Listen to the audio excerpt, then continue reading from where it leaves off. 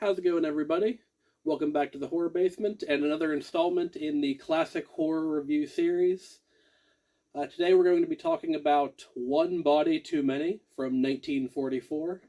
And I feel like I was just talking about in a previous classic horror review about all of these movies that revolve around a will reading in a dark Victorian mansion. And here we go with another one of those, and this actually happens to be another mystery / comedy.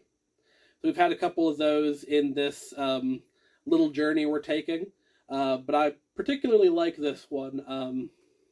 The main comic character, or our protagonist for the film, is Albert Tuttle, played by Jack Haney. Who is an insurance salesman who shows up at this, big house on a dark and stormy night to sell life insurance and other insurance, services to a millionaire prospective client who has unfortunately already passed away, and his family of unsavory, untrustworthy people of various ilks, it's the big ensemble cast, have all gathered for the reading of the will. And Mr. Rutherford, the millionaire, has put one of my favorite clauses into his will, which is the reverse Uno card clause, where if his final requests or his final demands about the preparation and burying of his body are not met exactly, those who would be receiving the bulk of his inheritance will receive the least, and those who would be receiving the least would be receiving the bulk.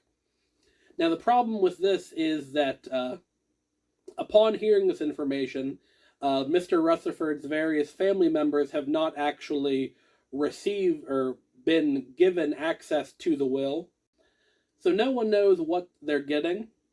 But they are going to have to hang out in the house without leaving the property for at least a few days while his last requests are being dealt with. So this leads some members of the family to start messing with, trying to steal and otherwise dispose of the body, believing that they would be the ones who are getting diddly shit, and by then, triggering the reverse Uno, they would be getting the lion's share of the money. And it's up to poor old Al, who stumbles into the middle of this and immediately falls in love with Carol, who is one of Mr. Rutherford's nieces. He finds himself the unlikely hero because he is a meek and cowardly fellow, but he has to get to the bottom of this mystery as hijinks ensue and, puns and misunderstandings and slapstick comedy and all that. So I've mentioned my growing annoyance with the number of comedies included in this horror classic collection, but I actually really enjoyed Jack Haney's performance. He is funny, so because of that, that's just it. I liked his performance. He was funny. Hence, the movie works for me. I actually enjoyed it. Oh, and I totally forgot the real reason this was actually included on this DVD. Bela Lugosi, the man who played Dracula, is in this movie, but he is a butler character who doesn't do anything throughout the entire runtime except give all the people poisoned coffee, which none of them ever drink.